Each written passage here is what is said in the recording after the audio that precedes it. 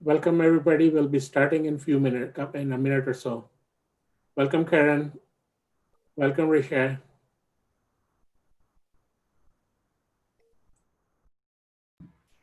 Good evening.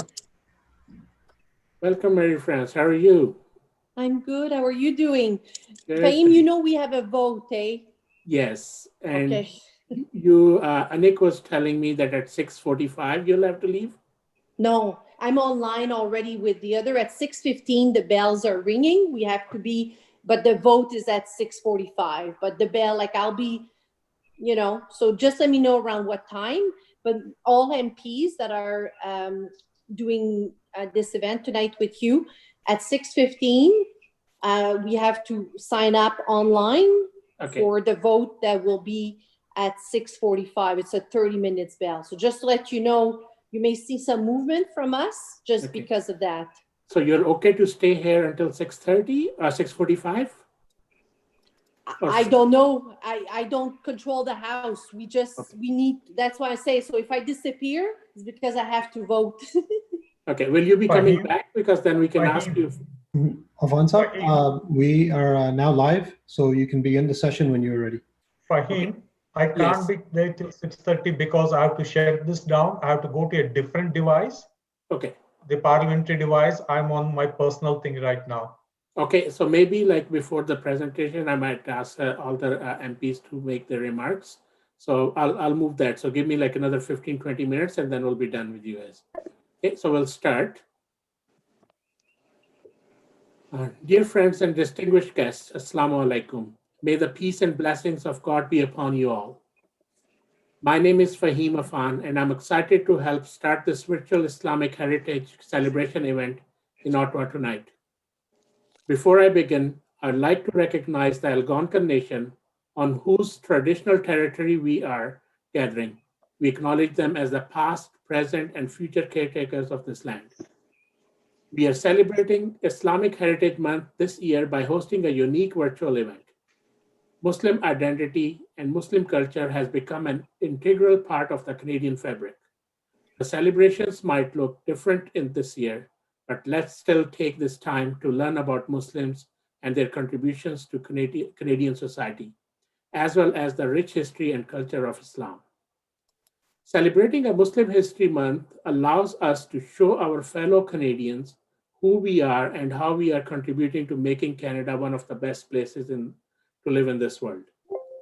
In 2007, the Parliament of Canada proclaimed October to be the Canadian Islamic History Month in recognition of the significant contributions the Muslim community has made to Canadian society. In 2016, through the Islamic Heritage Month Act, the province of Ontario did the same. Without any further delay, let's start the program. It's customary to always start our programs by invoking God's words.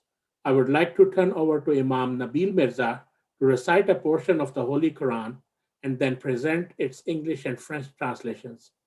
To you, Imam Nabil Mirza. Assalamu alaikum wa rahmatullah.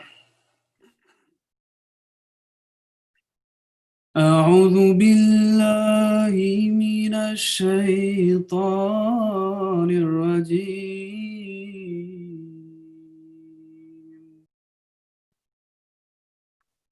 بسم الله الرحمن الرحيم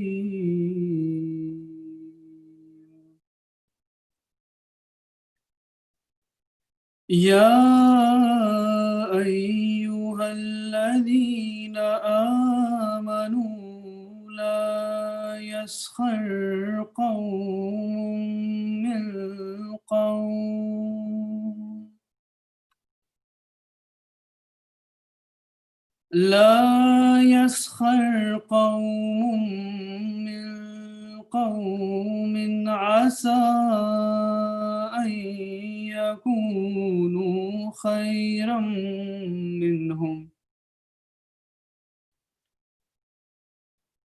ولا نساء من نساء عسى أن يكن خيرا منهن ولا تلمزوا أنفسكم ولا تنابزوا بالألقاب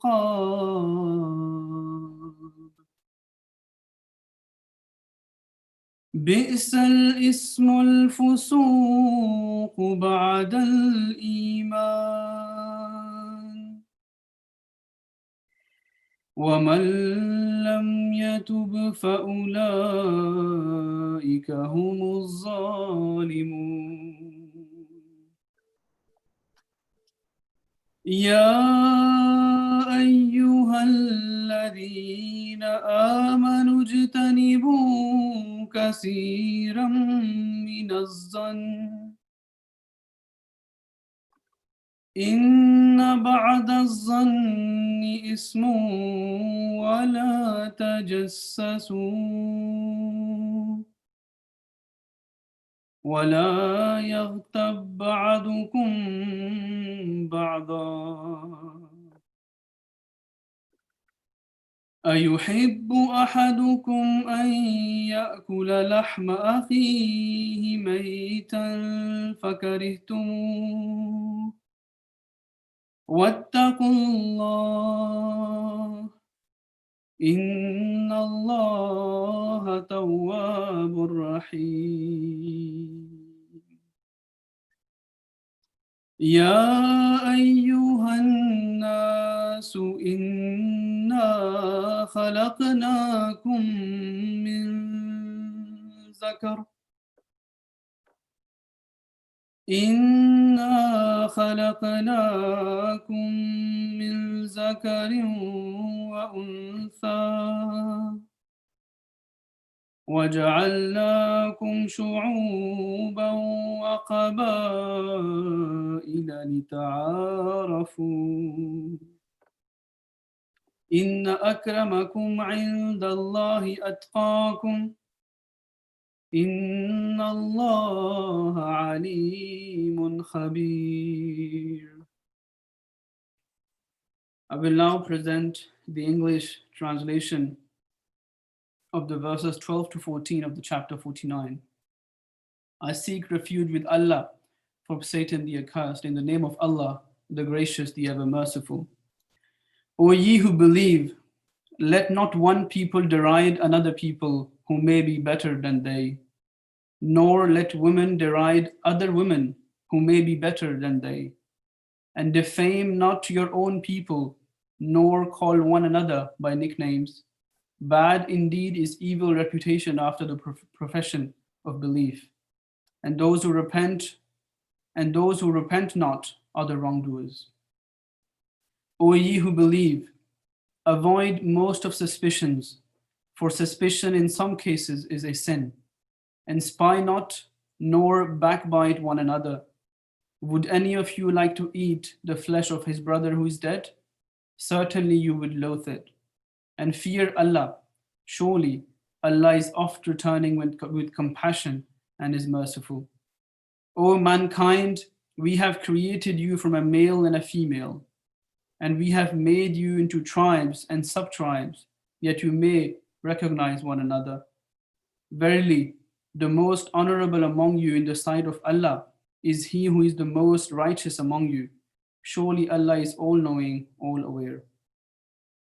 Je vais maintenant présenter la traduction française des versets 12 à 14 du chapitre 49. Je me réfugie auprès d'Allah contre Satan le maudit, au nom d'Allah, le gracieux, le miséricordieux. Ô vous qui croyez qu'un peuple ne raille pas un autre peuple qui pourrait bien valoir mieux que lui, et que les femmes ne se moquent pas d'autres femmes qui pourraient bien être meilleures qu'elles. Et ne vous diffamez pas les uns les autres, et ne vous donnez pas entre vous des sobriquets par sarcasme. C'est en effet très vilain de se faire une mauvaise réputation après avoir professé la croyance.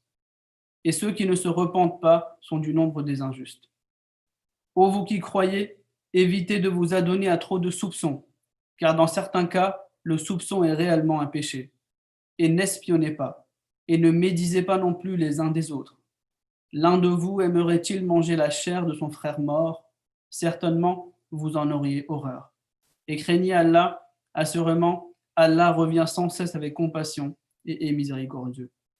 Ô homme, nous vous avons créé d'un mâle et d'une femelle, et nous avons fait de vous des clans et des tribus afin que vous puissiez vous reconnaître. En vérité, le plus honorable d'entre vous aux yeux d'Allah est le plus pieux parmi vous. Assurément, Allah est omniscient, très conscient. Merci. Jazakallah. Thank you, Imam Nabil Mirza, for the beautiful recitation. Now I will pass the mic to National President of Ahmadiyya Muslim Jamaat Canada, Mr. Lal Khan Malik, to formally open this event. To you, respected Mr. Malik. Bismillah ar-Rahman ar-Rahim, in the name of Allah, the gracious, the merciful. Dignitaries, honored guests, respected participants, Assalamu alaikum wa rahmatullahi wa barakatuh. May peace and blessings of God be upon all of you. It was in 2007 that the Parliament of Canada proclaimed October Canadian Islamic History Month in recognition of the significant contributions the Muslim community has made to Canadian society. These contributions pertain to the fields of literature, mathematics, science, sports, art, and history. And in 2016, by the Act Islamic Heritage Month, Province of Ontario proclaimed the month of October in each year as Islamic Heritage Month by recognizing the important contributions that Muslims make in Ontario as part of the vibrant social, economic, political, and cultural fabric of our province. Province of Ontario declares by proclaiming a month to be Islamic Heritage Month in Ontario will provide all Ontarians, both today and in future generations, with an opportunity to reflect, celebrate, and learn about the rich and long-standing Islamic history in the province and the diverse roles and contributions of Muslim people in communities across Ontario. This new understanding will in turn help combat anti-Islamic sentiment. We are thankful to the people and government of Ontario for the celebration of Islamic Heritage Month. Islam is the second largest faith in the world. This month allows us to not only display, show, and celebrate our culture to our future generations, but also share it with fellow Canadians. The Ahmadiyya Muslim community celebrates this month each year as a means to reflect on these contributions. The Ahmadiyya Muslim community is taking the lead in shedding light on these facts, history, and contributions of Muslims in our great country. We want Canadians to learn and appreciate the great achievements of Muslims in this country. We want Canadians to learn the history of Islam in Canada and the beautiful diversity they have brought to Canada as a whole. Canada boasts a large multi-ethnic Muslim community, which has contributed in many distinct ways to its history. Islam is a religion from whose heritage and culture a lot can be learned. It is of great benefit to all mankind. When it comes to celebrating Islamic culture and heritage, we should remember that all Islamic principles and guidelines are based upon two things: love of God and love of fellow human beings. As Muslims, our foremost concern is to worship God as He should be revered and spend our faculties and abilities in serving mankind and working for the benefit of fellow humans. The Holy Prophet of Islam, may peace and blessings of Allah be upon him, has said, loyalty to one's country is a part of faith. Hence, Muslims work diligently to make Canada prosper. Many Muslims work in the government. We have some members of parliament who are Muslims, and their faith enhances their efforts to make Canada a truly great nation. The number of Muslims is over 1 million, which amounts to around 3% of the Canadian population. The city of Ottawa also has a large Muslim population. Nearly 6% of the population in Ottawa is Muslim. We have a large number of Muslim organizations and mosques from various denominations of Muslims housed in this city. In today's program, we will be having presentations and videos that share some of these insights. We hope that you will enjoy the program and leave today having learned something valuable about the history of Islam and Muslims in Canada. We are thankful to His Worship, Jim Watson, Mayor of Ottawa, and his office in assisting us to organize this wonderful event today. We will also be hearing from the President of Carleton University, Dr. Benoit Antoine Bacon, and other members of Parliament and other members of provincial parliaments and others. This brings to end of my introductory remarks. May God make this event successful for us.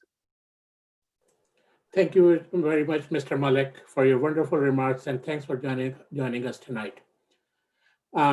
I promised to my member of parliaments that there is a 1-minute video, a message from Mayor, and then we will move to your remarks, and then we'll arrange the program accordingly.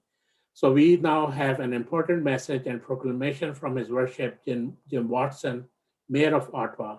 He was supposed to join us today, but due to some unforeseen last-minute changes to his schedule, he has sent his regrets and pre-recorded message for the event. I will ask Mr. Summer to play his message for us. City of Ottawa, thank you to the Ahmadiyya Muslim Jamaat Ottawa, Canada for organizing a virtual celebration of Islamic heritage and showcasing the many contributions of Muslims in Canada. Islamic civilization and heritage, which is celebrated by Canadian Muslims, is not only for themselves, but also for other Canadians to learn and benefit from. For more than 1,400 years, Muslims have made significant contributions to the well-being of humanity in numerous fields. Islamic History Month is a time which Canadian Muslims celebrate their faith, civilization, heritage, and contributions to the arts, science, medicine, architecture, humanities, spirituality, and every area of human development. Therefore, I'm Jim Watson, the Mayor of the City of Ottawa, do hereby proclaim October 2020 as Islamic History Month in Ottawa and call upon all fellow Canadians to celebrate this rich and vibrant culture. Thank you very much. Merci beaucoup. Thank you very much, Mayor, for such nice words. So now, because some of our guests has to leave to vote, so we'll make a small change in the program, and I'll be requesting some of these guests to please say some words. I will be asking, like our first speaker will be MP Garnet Generous, MP from Sherwood Park, Fort Saskatchewan. Garnet is also the co-chair of the Parliamentary Friends Association of Ahmadiyya Muslim Jamaat Canada. We have attended our national conference in London, UK together, and it was the best time I have spent with him, like a few days in London. Over to you, Garnet. Well, thank you very much, Fahim. It's a real pleasure for me to be able to be on here and to bring greetings to you. It's great to see my parliamentary colleagues on here, as well as Minister Lecce from the provincial government.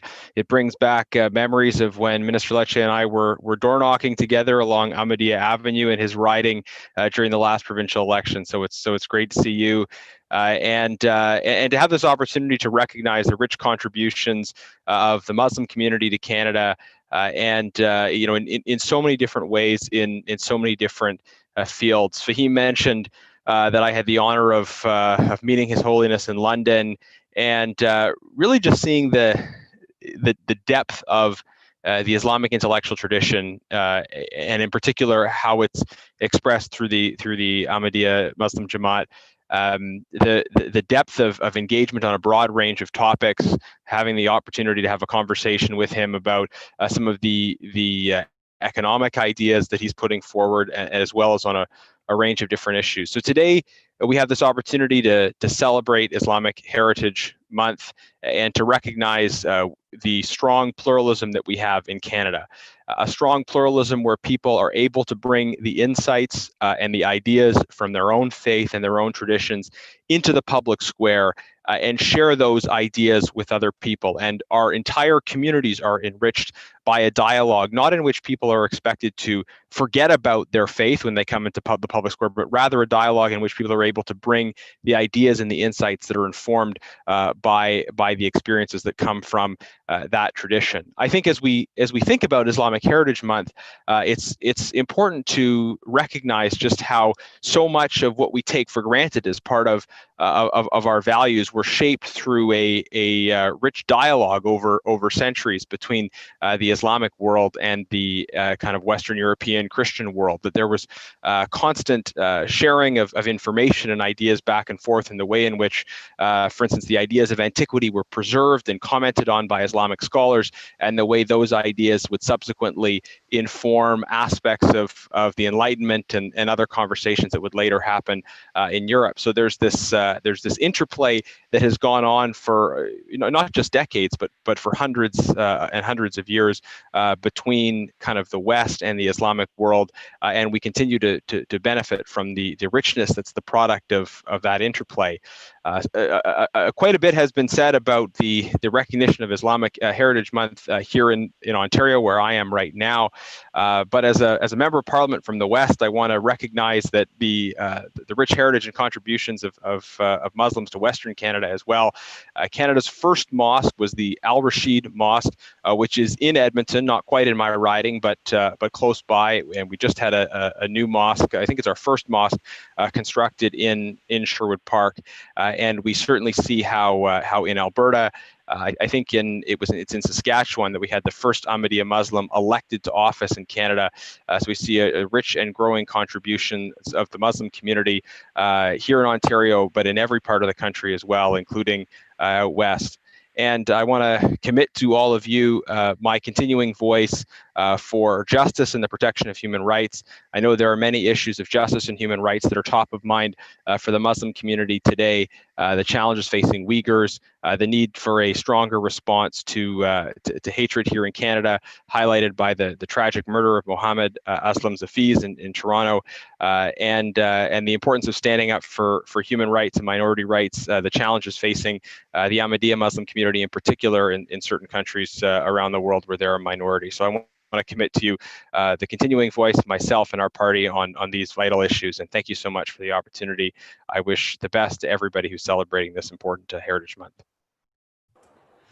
Thank you very much, dear friend, for this such a good remarks. Now we'll move to the next, now it's time to invite MP Chandra Arya from Nepean to say a few words. Chandra is a very good friend of our community, and he's always there when we need his help or support. Over to you, Chandra.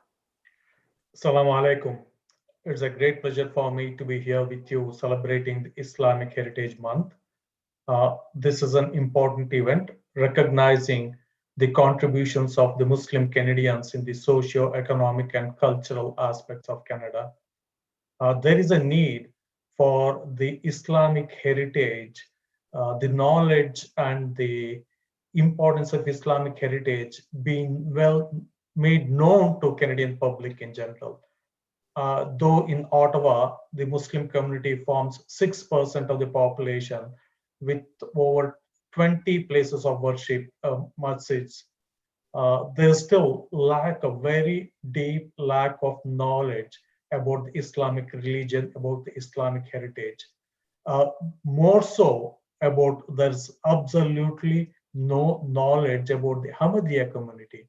So there's a need for Ahmadiyya community leaders to make sure that the Canadians are aware of the Islamic heritage, the Canadians are aware of the Ahmadiyya community and their work and contributions to Canada. Thank you so much for inviting me, Fahim, and the Ahmadiyya community for this particular event. Thank you. Thank you very much, Chandra. Thanks for such good remarks. You're always there whenever we need your support. Thank you for your support. Now our next guest speaker is MP Karen McCrimmon from Karnataka Carlton. I'll invite her to say a few words.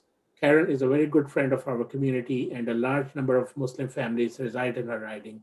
Over to you, Karen. Assalamu alaikum. And thank you, Fahim. I really appreciate the opportunity to come and join you tonight to celebrate, because we have a lot to celebrate. And the Muslim community, especially in Karnataka Carlton, the one I know best, is very, very active, very dynamic. And I don't know if everyone here knows, in our riding, we had 2 major floods and we had a tornado. And those natural disasters, the Muslim community in that community showed up. And it didn't matter whether they came out to fill sandbags, they came out to share food, they came out to all the little tiny hamlets, little tiny villages along the Ottawa River that had been flooded, and they were there. And they were so active and dynamic and generous and compassionate. And I think it was just a wonderful way to introduce the Muslim community to the broader community. And that kind of compassion, that kind of generosity, the giving, the service to others that they didn't even know, that's the best kind of example to set. And I know that a lot of the neighbors who are up in, and this was out in the more rural part of the riding, they said, "Who are those people?" And I said, "Well, that's the Muslim community from Canada." "What are they doing here?" "Well, they're here to help. They saw that you needed help and they stepped up to help, because that's what we all do. And when the going gets tough, if we all stand together, if we stand shoulder to shoulder, if we're there for each other, we'll be fine." And I'm so happy to be able to be with you tonight to celebrate this. I wanted to let you know what an important difference the Muslim community in Canada Carleton had on its neighbors. And that's the right way forward. I'm just so very proud to be able to support you and to make sure that you feel like an involved part of this community. You've made a difference in a whole lot of lives. And I just wanted to say thank you. And I'm happy to join you tonight to celebrate that heritage. Thank you. Thank you very much, Karen. It's our pleasure that to help every fellow Canadian. We try our best and take every opportunity, whatever we can get, to help our fellow Canadians. Thank you very much. Now, our next guest, I'd like to invite MP Marie-France Lalonde to say a few words.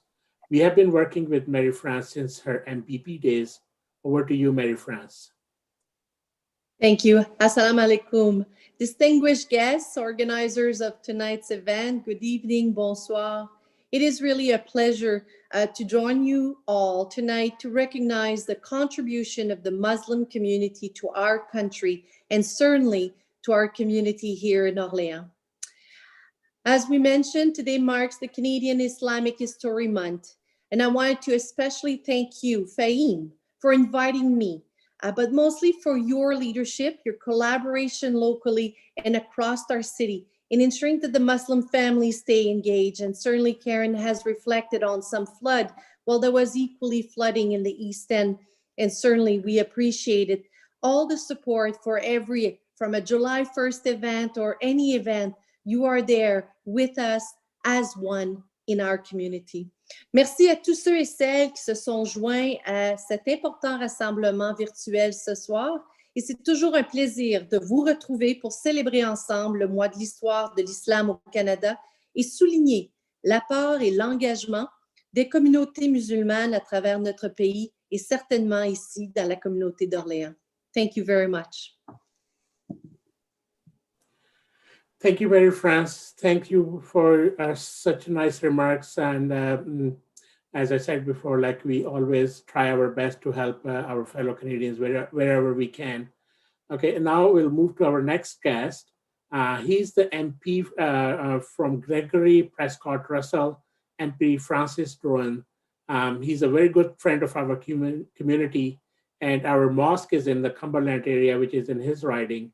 And we always bug him for everything, and he's always there to help us. I'm walking to my vote, so I'm physically in the chamber tonight. But Fahim, I just want to recognize the Ahmadiyya community. I think Karen McCrimmon hit it right on the spot, and then Marie-France touched on it. I've lifted sandbags with the whole community when the community was in trouble. I just want to say thank you from the bottom of my heart. I had the opportunity to participate with the whole Ahmadiyya community back in July 1st, the only event we had in the riding, especially during COVID. And yeah, you guys put a live event on.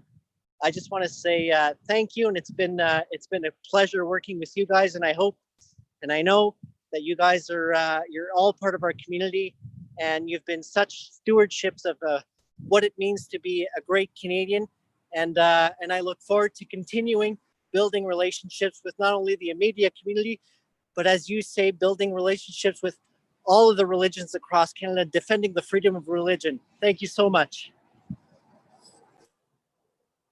Thank you very much, Francis.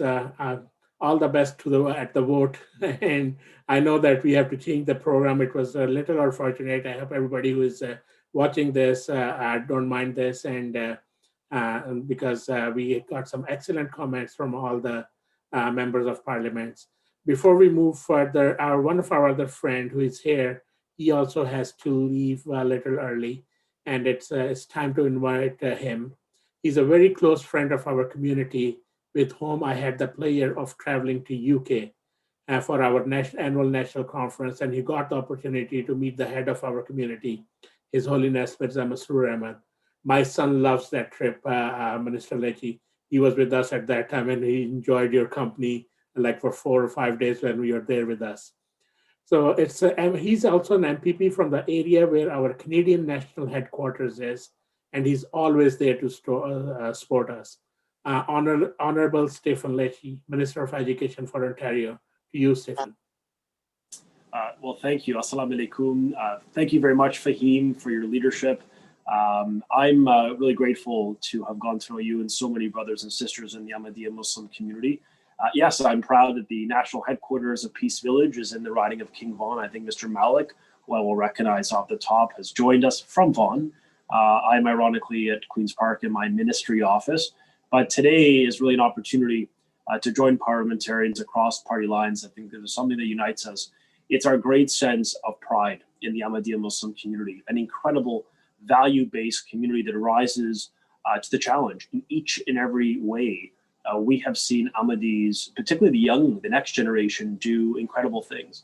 And I think Islamic Heritage Month, yes, we, as my colleague Garnet Genius mentioned about the rich civilization and history for over 1,400 years, we also reflect, quite frankly, on the contributions made each and every day by Ahmadis and Muslims across the country, and certainly here in the province of Ontario.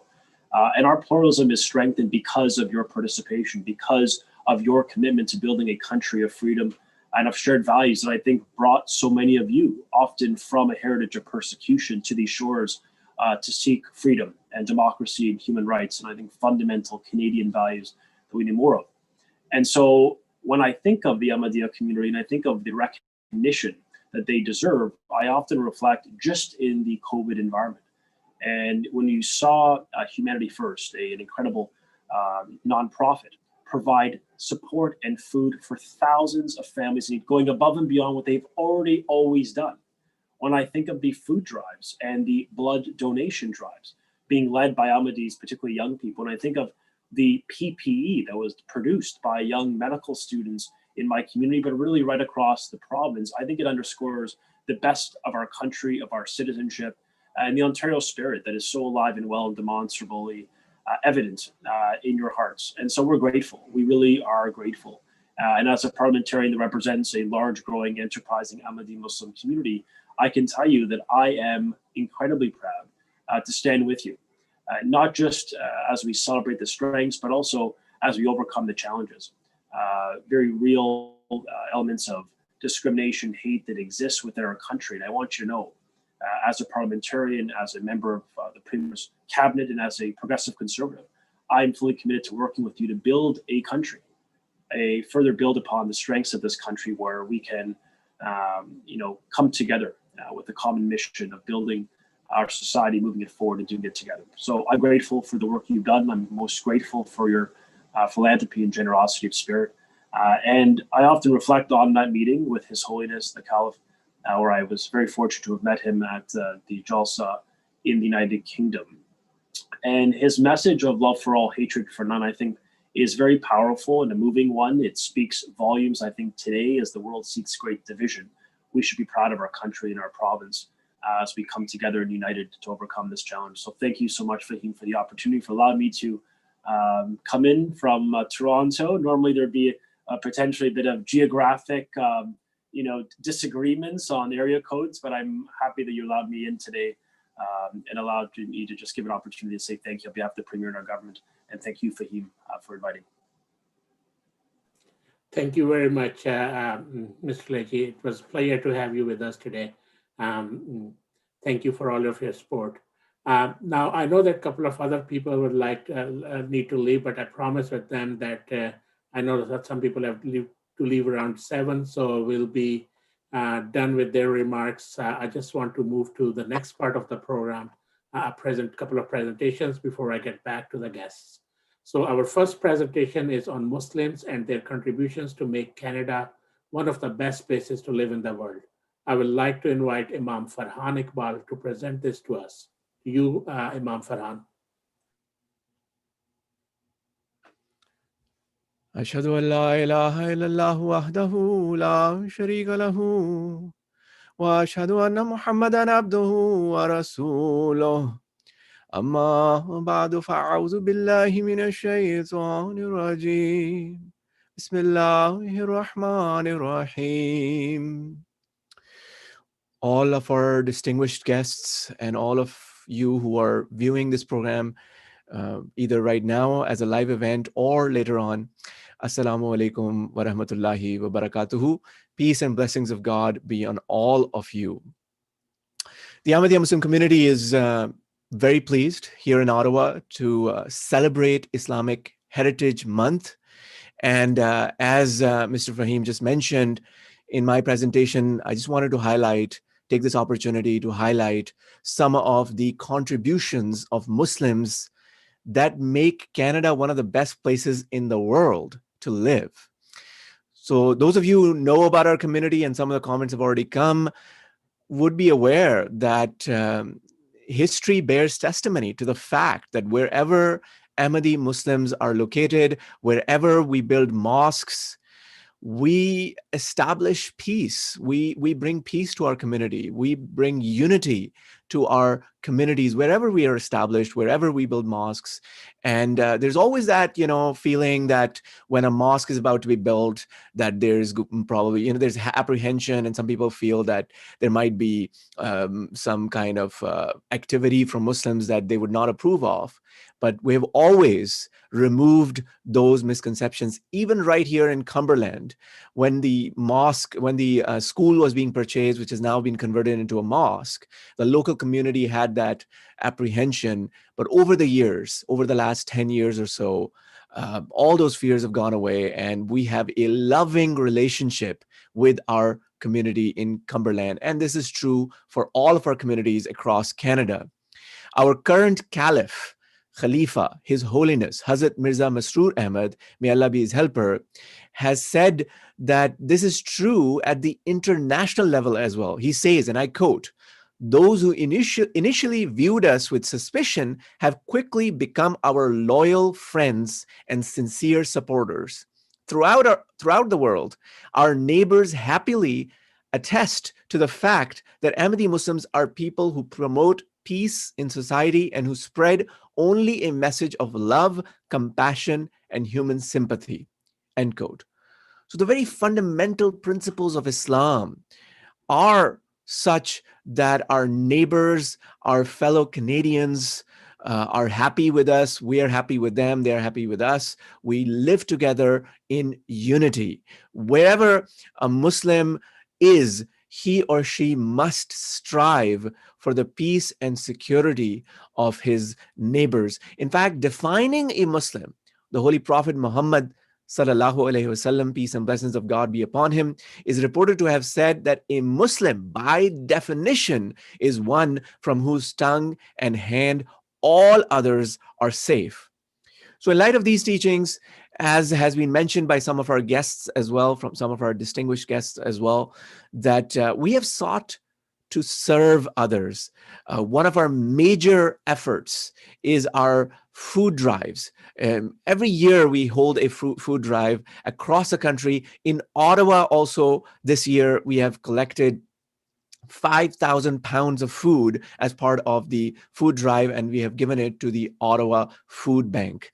And across the country, we have had food drives, and the figure that has been shared with me up to now, more than 500,000 pounds of food has been collected across the country as part of the food drive, which is done by our youth organization, the Ahmadiyya Muslim Youth Association in Canada.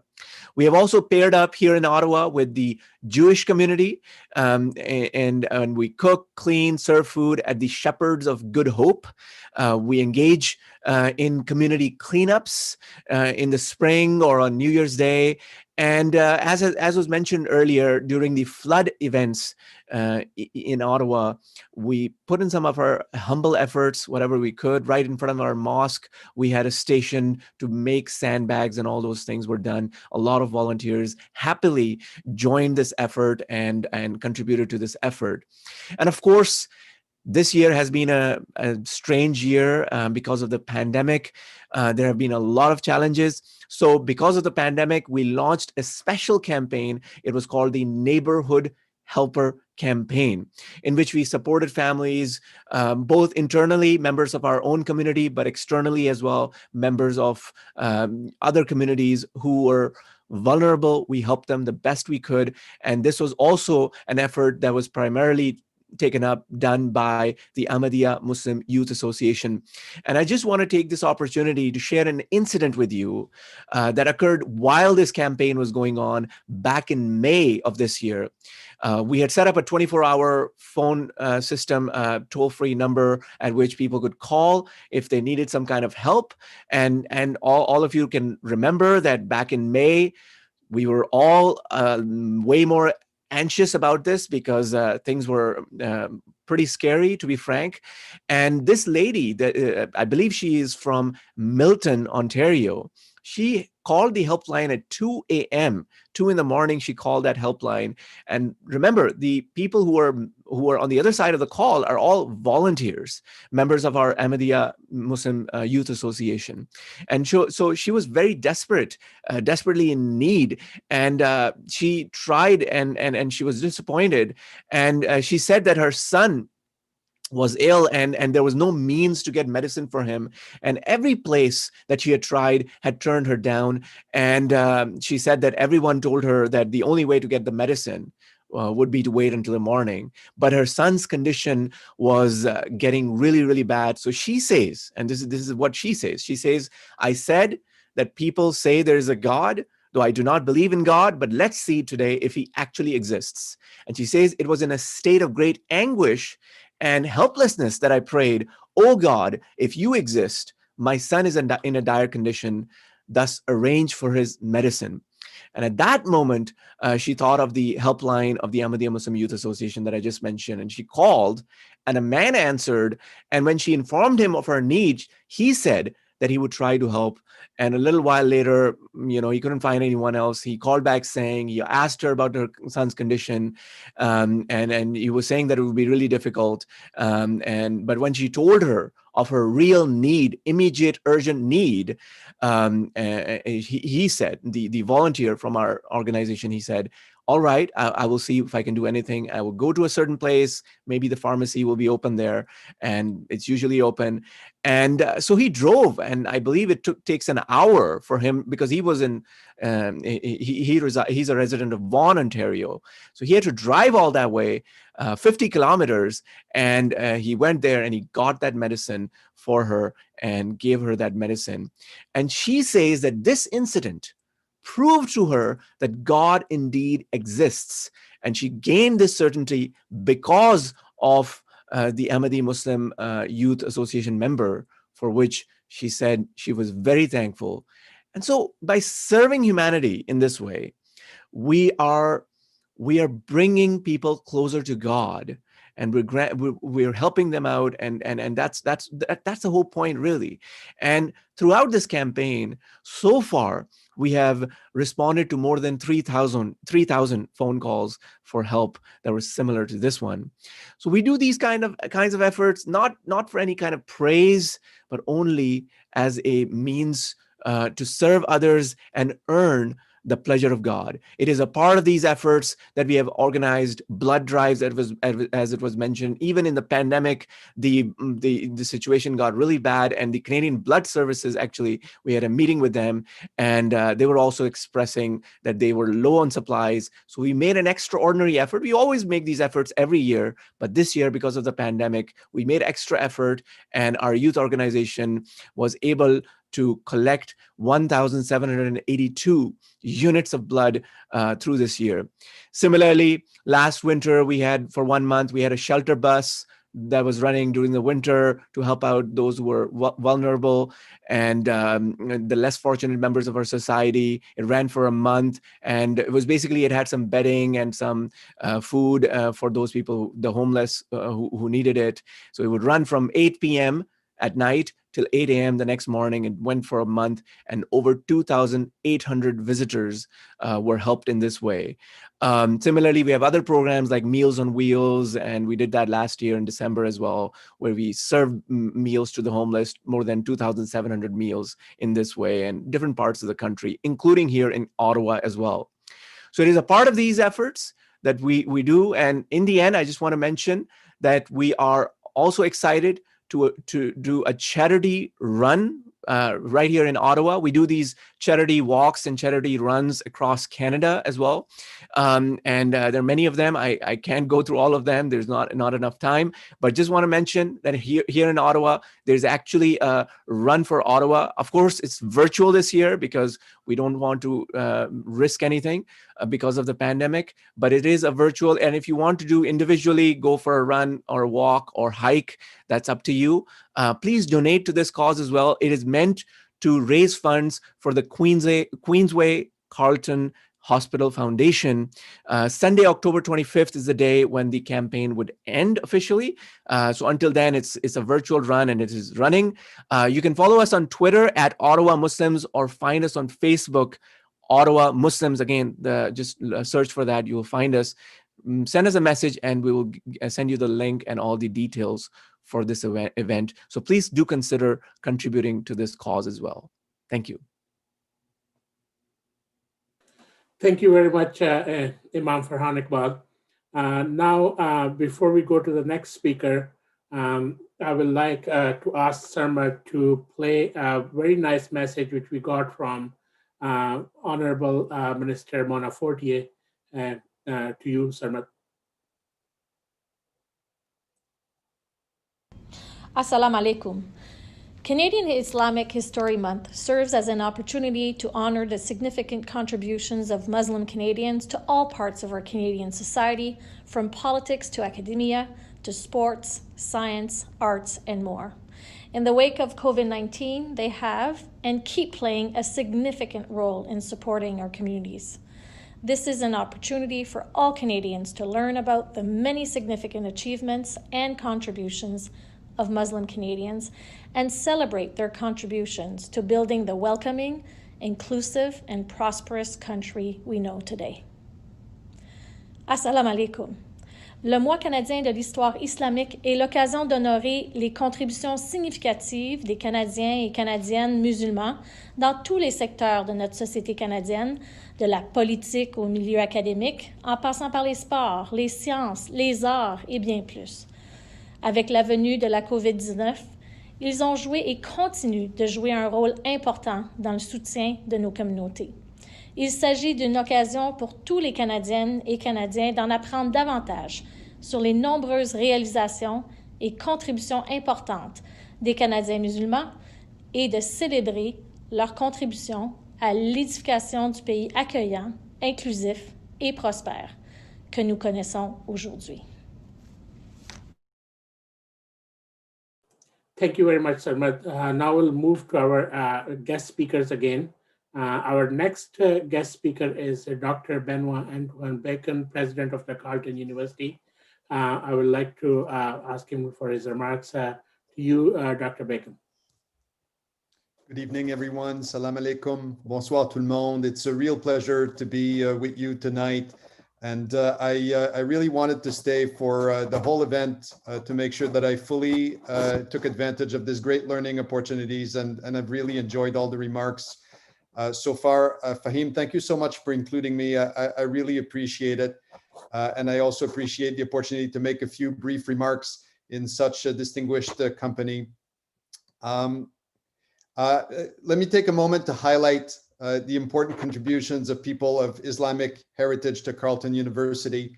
At Carleton, of course, we form a very diverse and inclusive community. It's one of our many strengths.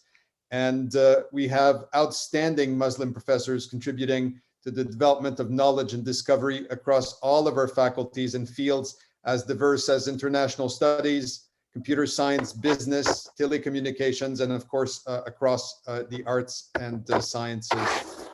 We have wonderful staff as well across the university. And of course, students come to Carleton from all over the Western world. And of course, students from Muslim heritage come from all the Canadian provinces to Carleton.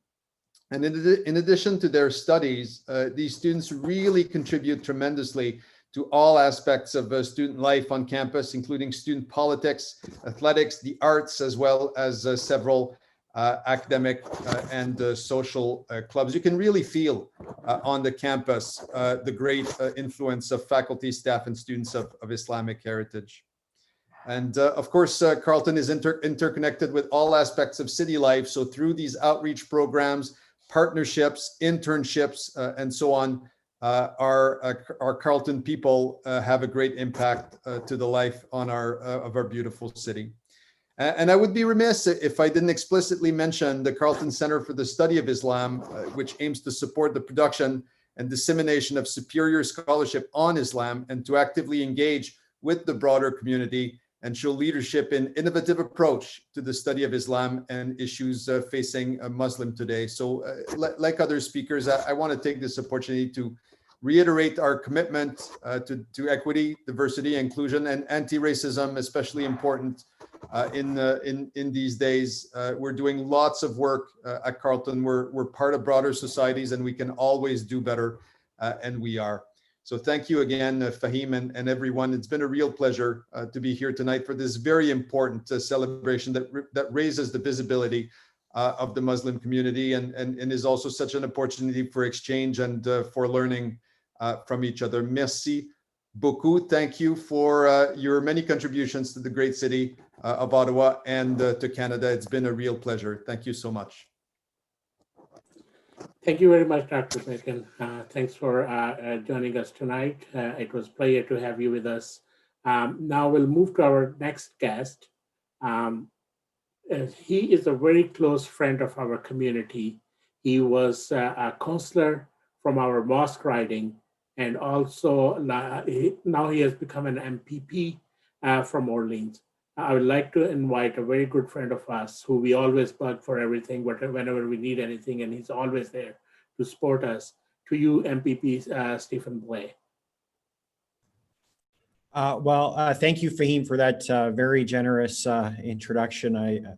It's always an honor and a privilege and a pleasure to join the members of AMJ Ottawa, Canada. I remember, I guess it was about 10 years ago or so, when I had a meeting at Tim Hortons about converting the school in Cumberland Village to what is now Betoun Nasir Mosque, and the wonderful addition to the village that it's brought, and really bringing people together from the Canada Day celebrations that the community organizes, the community cleanups that the Imam was mentioning earlier, to the relief efforts during the flooding that hit Cumberland very hard twice in the last 3 years, from sandbagging to making lunch and soup and helping everyone get organized. And even the interfaith dialogue that Imam has participated in with the other religious leaders from the village and from Orleans. I think Chandra mentioned earlier that there isn't a lot of awareness, perhaps in Canada and the broader community, about the Ahmadiyya community and the important role that it plays in our society. And certainly, I was part of that. I wasn't very aware. I wasn't aware at all, I don't think, of Ahmadiyya Muslims prior to the community coming to Cumberland. And you've been an amazing addition to the East End of Ottawa, to the village in particular. I still remember it was in the Cumberland Village at Christmas. There is a market, and it's across many locations across the village. And about 5 years ago, I think at the mosque, you hosted one of the locations for the Christmas market. And I remember with Imtiaz, who was the previous imam there, it was only in Canada would the local mosque be hosting the Christmas market. And I just thought it was a wonderful demonstration of the values that we have as Canadians, and the work that everyone has done to understand each other and live in peace and harmony with each other, and the important contribution that AMJ has brought to the East End and to Cumberland in particular. So thank you very much for your continued friendship and your continued positive role that you play in our community. And God willing, that will go on for many, many more years to come. So thank you very much for everything that you do. Thank you very much, Mr. Blay. Thanks for really nice remarks. As you know, that our mosque is always open for the community. If it's available, then we will definitely let them use it for the purpose, like for the Christmas market, and also like they've been using it for farmers market as well. Thank you very much. Thanks for your support. Before I move to our next guest speakers, if any of the other guest speakers need to leave early, you can just text me at or like leave a message in the chat, and then I'll ask you. But for now, before I go to the next speaker, I will ask Sarmad to play a very nice video message which we got from Honorable Aaron O'Toole, the leader of the Conservative Party at Parliament, at Canadian Parliament. Sarmad, to you, please. Hello, I'm Aaron O'Toole, leader of Canada's Conservatives. On behalf of our Conservative caucus, I would like to wish all participants, organizers, and volunteers of today's virtual celebration a successful Islamic History Month. During the pandemic, Muslim communities across Canada yet again demonstrated their resilience and unity in the face of adversity. While this year has been challenging for everyone, we've all seen and heard incredible stories of communities coming together to help each other and protect the vulnerable and those in dire need. I want to thank the Canadian Ahmadiyya Muslim Jamaat for stepping up and demonstrating leadership. From the New Year's Day cleanup in Calgary to the Neighborhood Helper program in Toronto, and of course the nationwide virtual iftar dinner, I want to thank you for being a beacon of hope and reliability for those who depend on you. This Islamic History Month, I want to wish all of you the very best, and I look forward to joining the celebration in person next year. Thank you very much, Sarmad. Before now, in the next part of the program is we have a very nice video, short video about Islamic history and heritage. Mr. Sarmad, if you can play that video for us.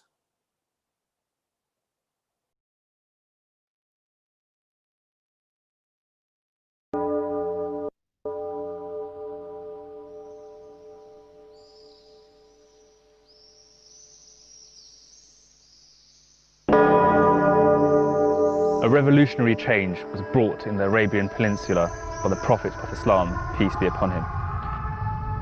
He established a fair society, respect for women, and created brotherhood amongst the various tribes in his very lifetime. He promoted education in numerous ways, changing the entire landscape of Arabian society. People who were previously looked down upon soon became leaders in all aspects of human life. The Holy Quran commanded Muslims to spread throughout the world and experience the vastness of God's creation. Within a few hundred years, a relatively short span of time, Muslims became the educators of the world. They became pioneers in medicine, physics, history, geology, and civil and military administration. During the centuries of European history, defined as medieval, the most advanced civilization in the world was undoubtedly Islam. In a time spanning close to 1,000 years, an era known as Islam's Golden Age.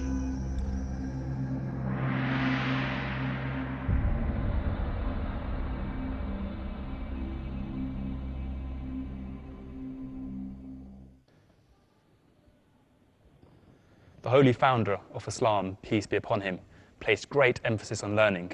His specific instruction was to seek knowledge from the cradle to the grave. It is the quest for knowledge which opens the doors of progress, where Muslim minds seek not only to prove their own genius, but to implement it for the service of their creator. Islam's rapid spread during the time of the Holy Prophet, peace be upon him, and under the leadership of the rightly guided Khulafa, precipitated what is commonly referred to as the Golden Age of Islam, a period which ushered in immense contributions to philosophy, science, engineering, and governance. The development of modern medicine, astronomy, and mathematics, the refinement of algebra and trigonometry, and the use of optics in a physical manner are all legacies from the Islamic era. Muslim scientists brought both knowledge and application into inventions which are still pertinent to modern life today. Small tools ranging from scissors all the way up to complex water-powered pumping machines and standardized weighing scales were all invented by Muslim scientists. Indeed, their legacy lives on, but it's not just through the machines themselves, but also the words, many of which are derived from Arabic origin. Words include algebra, algorithm, alchemy, and camera are all derived from root Arabic origin.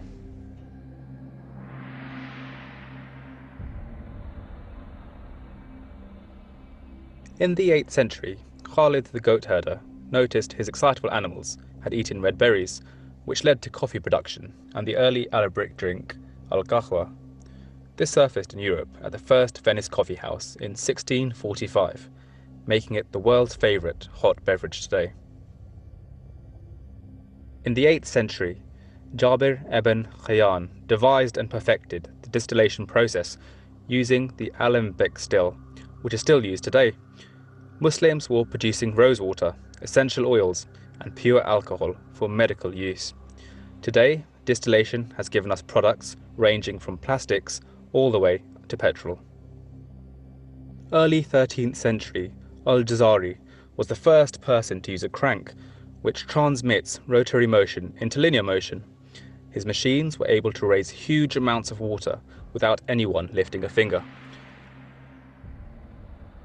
Muslims also pioneered use of alternative energy through windmills and the construction of dams and water reservoirs. The invincible designs of 12th century castles of Syria and Jerusalem were imitated in Western lands, with key features like round towers, arrow slits, barbicans, and battlements. Muslim architecture techniques of the 8th and 10th century, such as rib vaulting, the pointed and horseshoe arch, were the main inspiration on which Gothic architecture was based. These techniques enabled European architects to overcome problems in Romanesque vaulting and are prevalent in surviving Gothic architecture all across Europe today.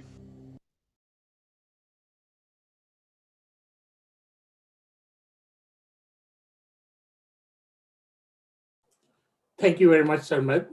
Now we'll move to our next guest. Our next guest is the police chief of Ottawa.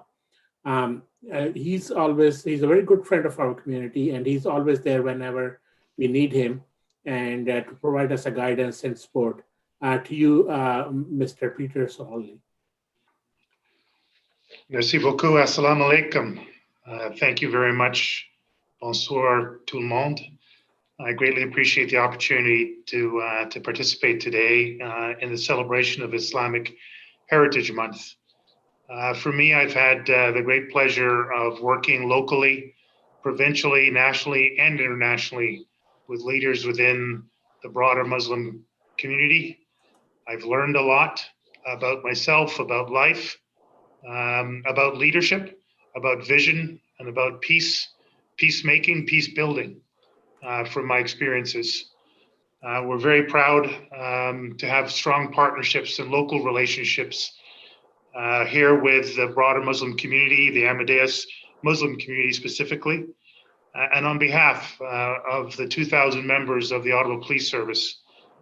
We are grateful for the partnership and the relationship that we have with the Muslim community with our partners, our brothers or sisters.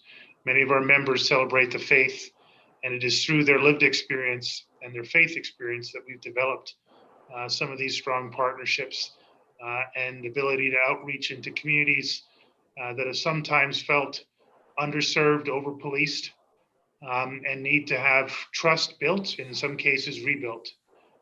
We're grateful again for that sense of continued partnership and relationship. As I said, my own personal life and my journey to this point as Chief of Police in the nation's capital, I have learned a lot and been inspired a lot by Muslim brothers and sisters, by the faith and the expression of faith, by the contribution to the building of humanity and this country. And you have my full commitment to continue that relationship at the personal level in the office that I hold and on behalf of the organization that I lead. And again, we're deeply grateful and humbled for your invitation to participate today and look forward to an ongoing relationship with you. Thank you again. Assalamu alaikum. Thank you very much, Peter. Thanks for your nice remarks, and thanks for joining us tonight. Our next guest is, and sorry because he's been waiting for a long time with us now, is the Member of Provincial Parliament, Mr. Joel Harden. To you, Mr. Harden, sorry for the wait. No, not at all, Fahim. It's been a pleasure to listen and learn, and thank you so much for the invitation to be here tonight. I'll just say a couple of things to add to what my colleagues have said and what my Muslim neighbors have said. First of all, as everyone has said, thank you to the Ahmadiyya Muslim Jamaat Muslim community for being such a beacon of hope and light. As I'm sitting here tonight, though, I can't help but think in particular of two instances that are on my mind and in my prayers every night. I have been praying for my Muslim friends in Etobicoke, who sadly have been grieving the loss of Muhammad Aslam Zafis, someone who volunteered his time to be a caretaker for his community's mosque. And I look forward to the vigilance in making sure that we stand by that family, by that mosque, and by that community. Also, my prayers is my good friend, Naimo Ali, the first Muslim school principal here at a bar school in Ottawa, who continues to ask for us, as we remember the significance of Muslims, but also as we think about the significance of civil liberties and respect, asks for us to make sure that city officials take seriously her call that as a leader who has been targeted by awful comments by some representatives, we need to make sure that we stand by our friend Naimo Ali. I think of the public service that my Muslim friends in the city engage in on a daily basis. And I also think of what's happened this week to friends of mine in the Asian Canadian community who have for some reason been targeted by folks. And I know the first calls that I've made this week have been to Muslim friends who know very well what that feels like. So let us not forget to continue to support each other, to continue to learn from each other. Thank you for all the fantastic work you do. And as we persevere to make our city and our province and our country better, let us not forget those who are suffering right now. Thank you so much. Thank you very much. So indeed, yes, we need to work together to make better for everyone here, and we are always there to help. Thank you very much, MPP Harden. Now our next guest is a very good friend of our community.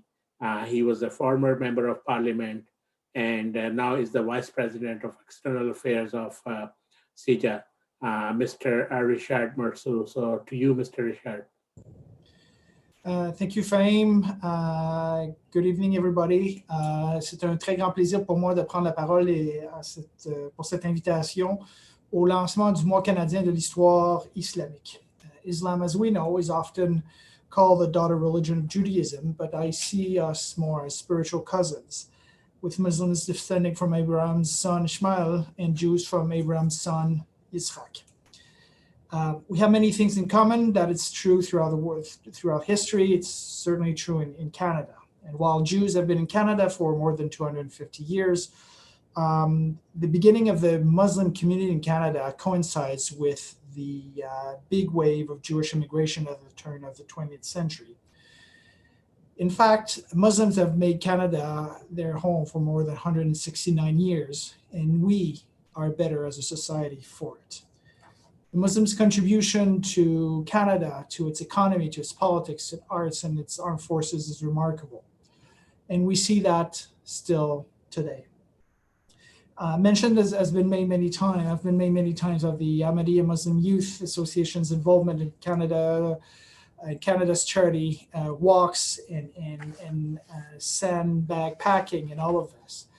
So I don't want to repeat what others have said. But I want to just highlight just a little thing that may seem trivial, but it's not. And it's about a coffee mug. A coffee mug that is my favorite coffee mug. And why is it? It's because there's a powerful message written on it, which is love for all and hatred for none, which is the Ahmadiyya community's motto and its slogan. And in those divided times that we live in, wouldn't it be better for all of us in Canada and around the world that this slogan, this idea of love for all and hatred for none, were shared by everybody? So thank you very much for inviting me. And I wish you a great Islamic History Month celebration. Thank you. Thank you very much, Richard. Thanks for your comments. And now we'll move to our next presentation.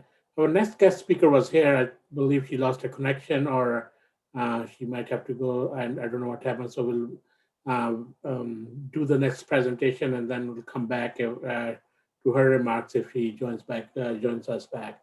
So our next presentation is on the topic of commonalities of Islamic teachings and Canadian values. Imam Luqman Ahmed, over to you.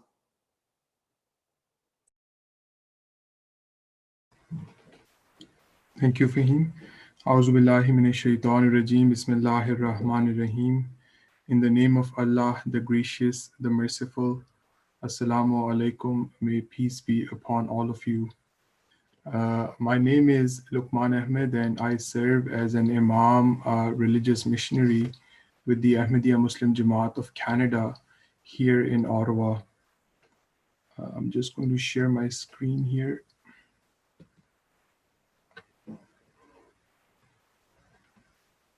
As you have heard, the theme of my brief presentation today is to highlight some of the values and principles and teachings that are quite common between the Islamic faith and what we hold dear here in Canada.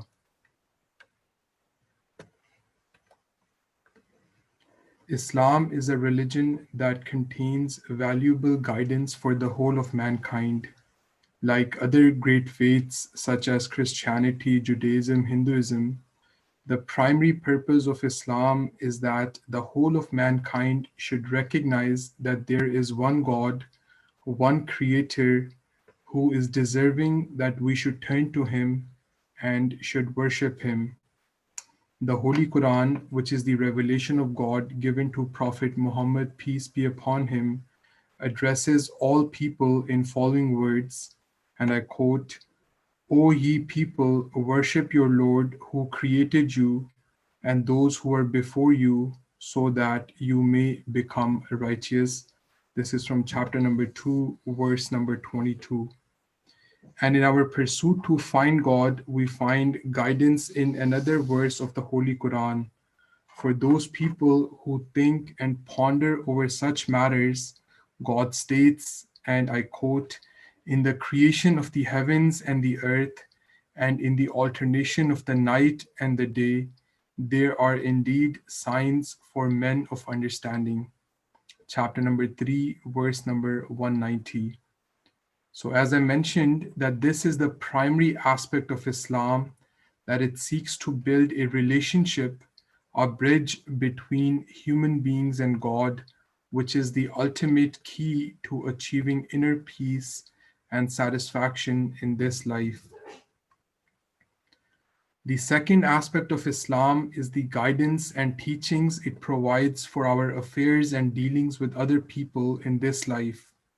Here we find that the Islamic teachings are based upon equality, justice, and fairness for all people. Many of the fundamental values and rights and privileges that we enjoy in Canada and other developed Western nations were also taught by Prophet Muhammad, peace be upon him, 1400 years ago. And I will mention a few examples here. For example, when it comes to freedom of religion and freedom of conscience, we find that the Holy Quran states, and I quote, "There should be no compulsion in religion. Surely right has become distinct from wrong." This is from chapter number 2, verse number 257. The second example is of racial justice, that when it comes to racism, we find that the Holy Quran states, and I quote, "O mankind, we have created you from a male and a female, and we have made you into tribes and sub-tribes so that you may recognize one another. Verily, the most honorable among you in the sight of Allah is he who is most righteous among you." From chapter 49, verse number 14 of the Holy Quran. Thus, the Islamic faith categorically declares that all people are equal in the sight of God, and no one is superior to other people, or no one person is superior to another person based on his or her skin color or ethnicity. Another core teaching of Islamic faith concerns economic justice and equality. The Holy Quran repeatedly states that the resources and the wealth and the treasure that we see in this world belongs to everyone, to all people, not just a few. And then the Quran guides us towards different steps we can take to bring about economic equality in our society and uplift those in poverty. One such key step is the abolition of interest. Another example is that when it comes to political justice, we observe that the religion of Islam does not mention any one political system as the only valid system against all others. Rather, the teachings of the Holy Quran is that when you elect people for any office or to rule over you, you should select those best fitted to discharge the duty. And for those in power, those in government, Islam requires two things from them. Number one, to govern with justice, even if justice requires to speak out against your own self and your own people. And number two is to always seek consultation from the people. As I mentioned, that I have only presented 4 examples here, but as mentioned earlier, many of the pillars and foundational teachings of today's developed world were also taught by Prophet Muhammad, peace be upon him, the founder of the religion of Islam, as part of the original message of the Islamic faith. Often we see that due to one reason or another, the question of integration surrounds the Muslim communities. Some people may believe or they may perceive that because of having a different faith, because of adhering to Islamic values or culture, it may make it difficult for Muslims to integrate. However, the reality is that there is nothing inherent in Islamic faith, in Islamic values, in Islamic practices, which would hinder the integration of Muslims in the Canadian society or any other society. The present spiritual leader and the worldwide head of the Ahmadiyya Muslim Jamaat, His Holiness Mirza Masroor Ahmed, has addressed this question in the following words, and I quote, "As far as I am concerned, true integration requires for a person to use all of his faculties and skills in the service of their adopted nation and to seek its betterment.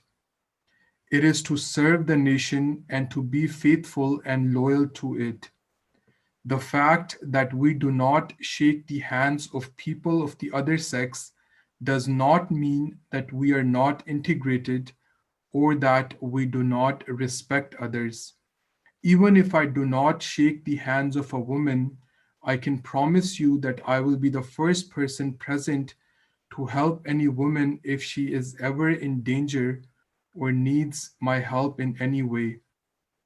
End quote. So basically making it clear that while adhering to our Islamic heritage, while following the Islamic practices and Islamic teachings, a Muslim can fully integrate in a Canadian society and be a productive citizen. Lastly, our hope and prayer is that Canada continues to be a beacon of hope and prosperity and a shining example for the rest of the world to emulate. Thank you very much. Thank you very much, Imam Luqman. We also had two guests who were with us and watching this event. I would like to recognize their presence, Mr. Douglas Black, Mayor of the town of Carlton Place, and Mr. Ahmed Abu Zaid, Ambassador of Egypt. Thank you for joining us today. Now I would like to invite our regional president, Alimuddin Ahmed, for the closing remarks. And after his remarks, Imam Farhan Iqbal will lead us in the silent prayers, which will be the end of our program. Assalamu alaikum. First of all, I would like to acknowledge the presence of our honorable guests for being with us for these celebrations. Our special thanks to Mayor Ottawa, His Worship Jim Watson. In fact, in the beginning of this year, he very graciously accepted our request to celebrate the event at the City Hall.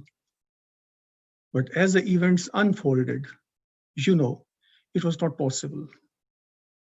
We pray that may Allah keep everyone safe in His protection and remove all the difficulties. We are also thankful to all the viewers who are watching live celebrations on YouTube channel. Since 2007, every year in October, an opportunity is provided to discover and celebrate the vibrant history of Islamic contributions. It is through awareness and engagements. It is one of many steps taken by the Canadian governments to build a well-knitted society where diversity becomes the source of strength. On one hand, it allows all Canadians to witness and appreciate the beautiful side of history. And on the other hand, it also helps Canadian Muslims to rediscover and showcase their tradition of diversity, peaceful coexistence, community building, innovation, and service to society and humanity. The purpose of today's event was to give a glimpse of Islamic heritage and history, while focusing on Muslim and their contributions to make Canada as one of the best places to live in the world, and Islamic teachings and Canadian values and their commonalities. We welcome and encourage all Canadians to take advantage of such events. The more we know about each other, the more we realize how much we have in common. Islam means loyalty to country in which one lives, abiding by its laws and serving its people and communities. And Islamic Heritage Month serves as a perfect opportunity to dwell on these teachings. In the end, our thanks to presenters and organizers, special thanks to our National PR Coordinator, Mr. Fahim Afan, and the man who is behind the scene, that is our Zoom coordinator, Mr. Samad. At the end, once again, on behalf of organizers, I thank dignitaries and all our viewers. May Allah bless you all. Thank you. Thank you, Regional President. Now to Imam Farhan Iqbal for the closing prayers. It is our tradition to end our program with silent prayers. So you can join us in these prayers in whichever method you prefer. Please join me in silent prayer.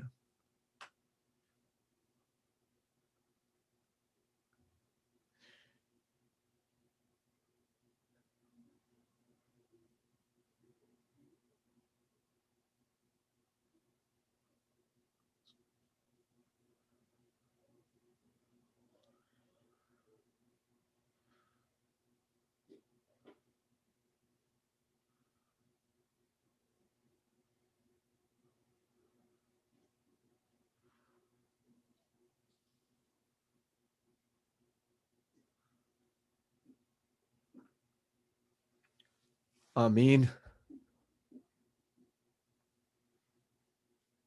Thank you very much for joining us. Sarmat, if you can display that for a few more minutes, for a couple of seconds, the proclamation by the mayor of Ottawa. So we can just make that part of our event. Thank you very much for joining us, everybody. This concludes the program, and hopefully we'll see you at our next event soon. Thank you very much.